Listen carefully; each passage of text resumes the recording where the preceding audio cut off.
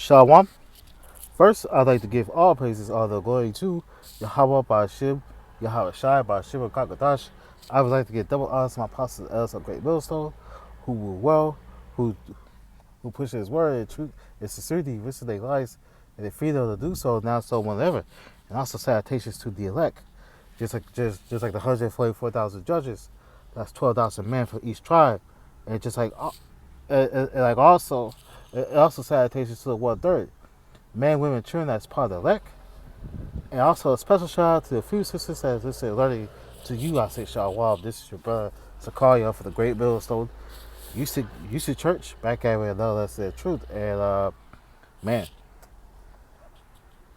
the president for Nicaragua, they like banned the Bible. So it's about to be really bad real soon, man. And like it's gonna come here to Babylon. So the topic is the president of Nicaragua banned the Bible and um and um, um and the family that will lead to the family word. Why I say the president of like Nicaragua that banned the Bible and like it, it will lead to the family word because this is prophecy. Okay, this is prophecy. Okay, this is Lord saying family word is coming. All right, hearing the words of the Most High, man. Okay, the word it been out worldwide, man. So this is a future prophecy. It will come to pass very soon. North Korea, you can't have the Bible. China banned the Bible, and now Nicaragua. Pretty soon, around the world. Okay, it's coming. This is your new world order, man. So I'm gonna play this video right here from Mundo Bay Mundo de Bay TV. They say the Bible is bad in Nicaragua, but the most paranoid region in Latin America. So the president is Daniel Ortega, this old Jake president, dictator, old motherfucker and shit, man. But evil does not last. So uh, fair use. I'm not making no money off of this. Fair use. This is like biblical uh, educational purposes. Fair use. You heard that right. The Bible, the most widely read book in the history of humanity, has been banned in a Latin American country in the 21st century. But wait, because this is just the tip of the iceberg of the totalitarian madness that Nicaragua is currently experiencing. And when I tell you the full details, you'll realize that we are facing one of the most paranoid and repressive regimes on the continent. Stay until the end, because this gets darker and darker. Take a close look at the level of paranoia that these people are handling. Not only Bibles, they have also banned the entry of books in general, magazines. The reason why this president doing that because Esau Edom telling them to do that. Why? Because the Bible is the most powerful book, man. The Lord's word is just like a two-edged sword, man. The Bible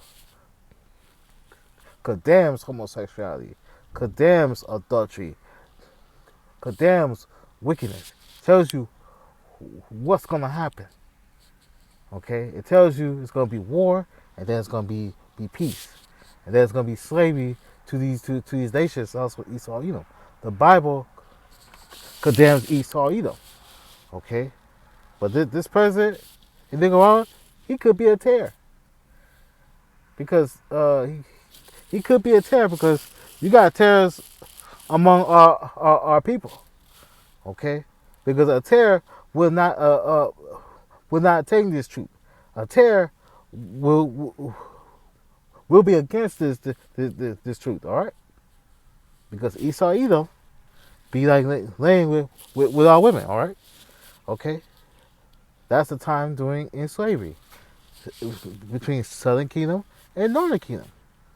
In America, uh, Canada, Central America, South America, and the Caribbean.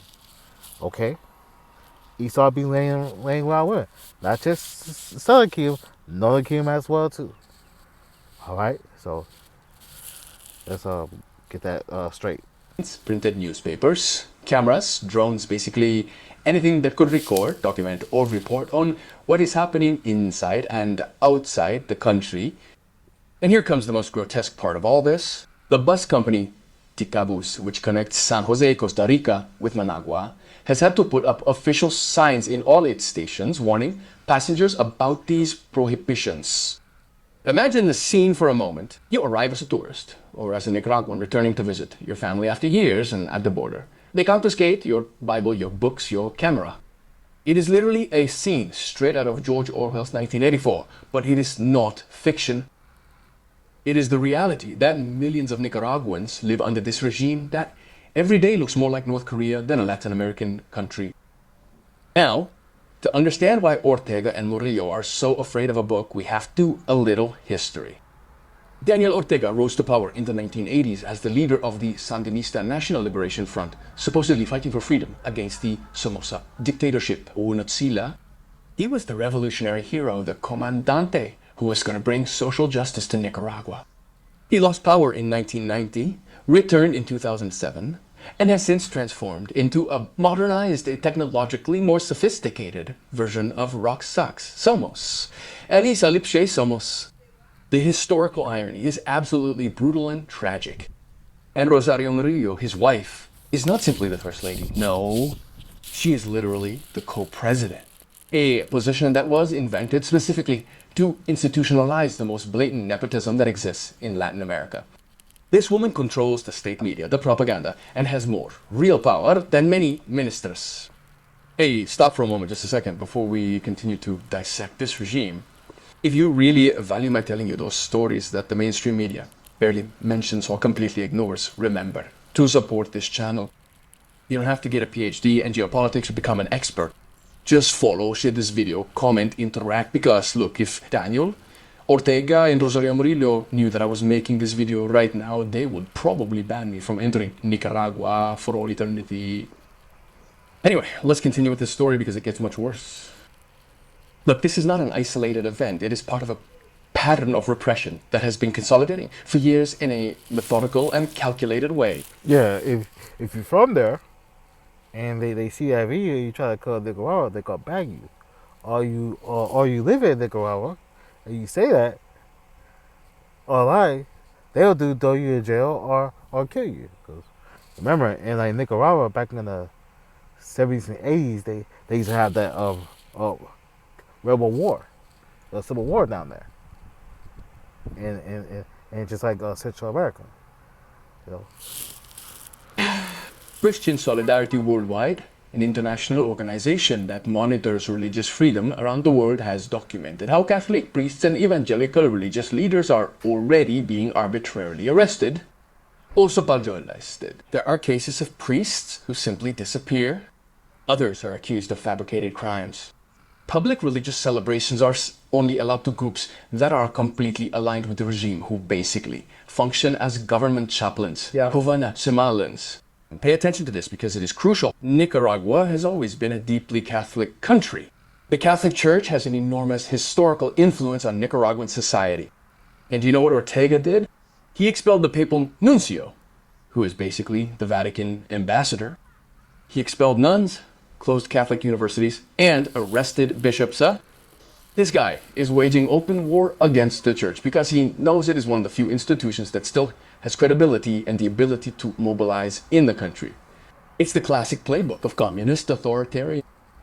And like Nicaragua is just like 95% Catholic. all of like Latin America is like it's like Central South America is Catholic, a lot of Catholics. So they want to take that out and put communist authoritarianism, okay? And the Rothschilds own these banks, man. So they with this new order, and pretty soon it's gonna be happening to America. But one day it's not gonna last. It's gonna fail. First, you control the information, then you neutralize the church, then you eliminate political opposition, and finally, you control absolutely everything. But let's talk specifically about Rosario Murillo, because this woman deserves a separate analysis. This lady who dresses in psychedelic colored tunics as if she were selling crystals and incense at a hippie market in the 70s spends her time giving absolutely delirious speeches on Nicaraguan state television. She talks about Christian love, divine blessings, cosmic spirituality, and positive energies. She uses mystical religious language constantly, and at the same time, her government is confiscating Bibles at the borders, arresting priests, and closing churches. When you use your credit card, your credit limit gets fuller each time you spend. Let's say you have a $10,000 credit limit, spending three. What pastors who have protagonists of arrogance, haughtiness, and hate crimes because they have blessed criminals and terrorists as says. The hypocrisy has no limits. It is as if George Orwell and Gabriel Garcia Marquez had come together to write the most surreal character possible and put him in charge of a real country. Murillo completely controls the official narrative. All state media are obliged to broadcast her daily messages, which are basically monologues, incomprehensible, full of strange metaphors and propaganda. And here's the truly dangerous thing. Many analysts consider her to be even more radical and more repressive than Ortega himself. Some say that if Ortega dies or is incapacitated, Nicaragua under Murillo would only be even worse. She is a kind of tropical Lad Macbeth with messianic delusions. Now let's get to the hard numbers because the figures are devastating. Since 2018, when mass protests against the regime erupted, Ortega and Murillo have closed more than 3,000 civil society organizations.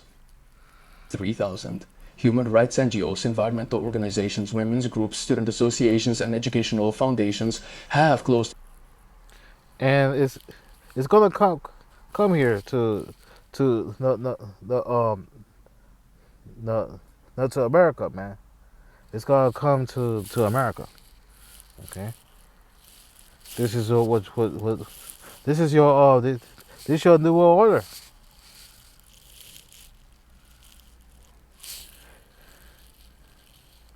This is Matthew chapter 24 and verse 14. It reads, and this gospel of the kingdom shall be preached in all the world for a witness unto all nations, and then shall the end come. So the gospel of the kingdom, okay, the kingdom of like Yahweh Shai is preached, shall be preached around the world. This word is spread all around the world, man. You got GMS caps worldwide, man. You got the like GMS caps do the like preaching worldwide. Okay, you got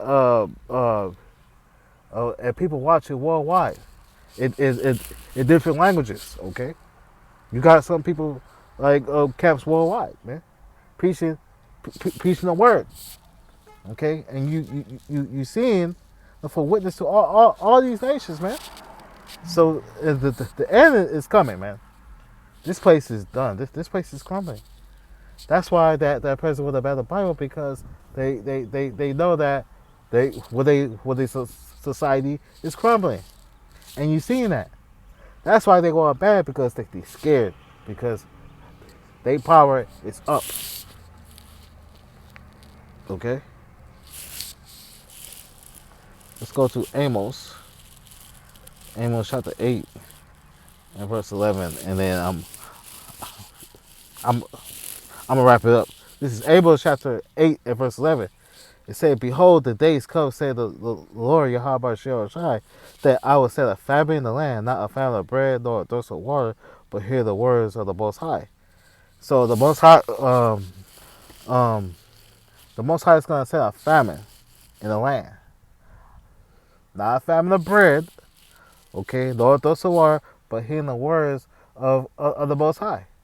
Okay, it's going to be a point where where where that the prophets, the prophets, us the prophets, we're not gonna be on the streets for very long. Okay, that's why we say get this word while you can. They shut down brothers videos. They taking their views. They taking brother shouts down off of YouTube, and we can't say certain things. Okay, and just like pretty soon we're not gonna be preaching on the streets, man. Verse 12 and verse 12, and they shall wander from sea to sea, from the north even unto the east. They shall run to and fro to seek the word of the Most High Yahweh and shall not find it. So these people they're gonna be running from sea to sea. They're gonna be flying trying to get this word. They're gonna go to the north, even to the east, and they shall run to and fro try to find the word. To seek the word of the Most High. They shall not find it. So scriptures say, seek the Lord while he may be found. Through his men, the prophets, apostles and elders of GMS, apostles and elders and bishops and officers all the way down GMS. Seek this word while you can. You seen what they doing up in Nicaragua, the first country that banned the Bible. China banned the Bible. North Korea. Pretty soon worldwide. America, they try to ban the Bible. Why is it in America the Bible is the number one selling book? Because they seen what the people seen what's going on. They trying to find answers. That's why. In Nicaragua, they closing down churches. Yeah. So get this word while you can. So I'm gonna wrap this up. First, I'd like to give all praises, all the glory to Yahweh Ba'ashim, Yahweh Shai, Ba'ashim Kakadash. I would like to give double honors to my apostle Els of Great Millstone. I hope this is edifying. Till the next time, Shalom.